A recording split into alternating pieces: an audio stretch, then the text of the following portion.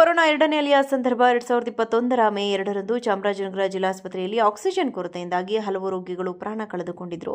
ಈ ಸಂಬಂಧ ಸಂತ್ರಸ್ತ ಕುಟುಂಬಗಳಿಗೆ ಕೊಟ್ಟ ಮಾತನ್ನು ರಾಜ್ಯ ಕಾಂಗ್ರೆಸ್ ಉಳಿಸಿಕೊಂಡಿತ್ತು.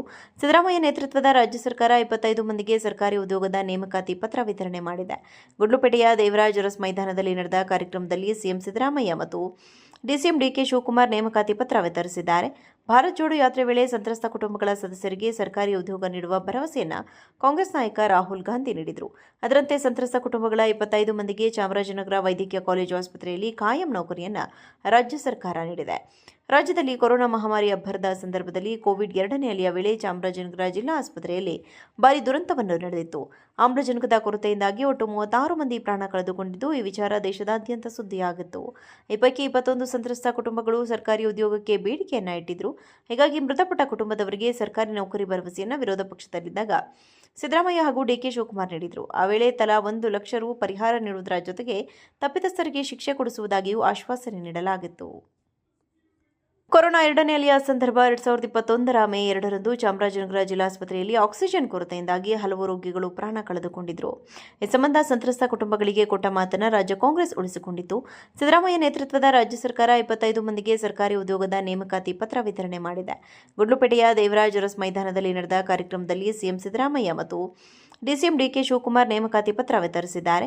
ಭಾರತ್ ಜೋಡೋ ಯಾತ್ರೆ ವೇಳೆ ಸಂತ್ರಸ್ತ ಕುಟುಂಬಗಳ ಸದಸ್ಯರಿಗೆ ಸರ್ಕಾರಿ ಉದ್ಯೋಗ ನೀಡುವ ಭರವಸೆಯನ್ನು ಕಾಂಗ್ರೆಸ್ ನಾಯಕ ರಾಹುಲ್ ಗಾಂಧಿ ನೀಡಿದರು. ಅದರಂತೆ ಸಂತ್ರಸ್ತ ಕುಟುಂಬಗಳ 25 ಮಂದಿಗೆ ಚಾಮರಾಜನಗರ ವೈದ್ಯಕೀಯ ಕಾಲೇಜು ಆಸ್ಪತ್ರೆಯಲ್ಲಿ ಕಾಯಂ ನೌಕರಿಯನ್ನು ರಾಜ್ಯ ಸರ್ಕಾರ ನೀಡಿದೆ. ರಾಜ್ಯದಲ್ಲಿ ಕೊರೋನಾ ಮಹಾಮಾರಿ ಅಬ್ಬರದ ಸಂದರ್ಭದಲ್ಲಿ ಕೋವಿಡ್ ಎರಡನೇ ಅಲೆಯ ವೇಳೆ ಚಾಮರಾಜನಗರ ಜಿಲ್ಲಾ ಆಸ್ಪತ್ರೆಯಲ್ಲಿ ಭಾರೀ ದುರಂತವನ್ನು ನಡೆದಿತ್ತು. ಆಮ್ಲಜನಕದ ಕೊರತೆಯಿಂದಾಗಿ ಒಟ್ಟು 36 ಮಂದಿ ಪ್ರಾಣ ಕಳೆದುಕೊಂಡಿದ್ದು, ಈ ವಿಚಾರ ದೇಶದಾದ್ಯಂತ ಸುದ್ದಿಯಾಗಿತ್ತು. ಈ ಪೈಕಿ 21 ಸಂತ್ರಸ್ತ ಕುಟುಂಬಗಳು ಸರ್ಕಾರಿ ಉದ್ಯೋಗಕ್ಕೆ ಬೇಡಿಕೆಯನ್ನ ಇಟ್ಟಿದ್ರು. ಹೀಗಾಗಿ ಮೃತಪಟ್ಟ ಕುಟುಂಬದವರಿಗೆ ಸರ್ಕಾರಿ ನೌಕರಿ ಭರವಸೆಯನ್ನು ವಿರೋಧ ಪಕ್ಷದಲ್ಲಿದ್ದಾಗ ಸಿದ್ದರಾಮಯ್ಯ ಹಾಗೂ ಡಿಕೆ ಶಿವಕುಮಾರ್ ನೀಡಿದರು. ಆ ವೇಳೆ ತಲಾ 1 ಲಕ್ಷ ರು ಪರಿಹಾರ ನೀಡುವುದರ ಜೊತೆಗೆ ತಪ್ಪಿತಸ್ಥರಿಗೆ ಶಿಕ್ಷೆ ಕೊಡಿಸುವುದಾಗಿಯೂ ಆಶ್ವಾಸನೆ ನೀಡಲಾಗಿತ್ತು.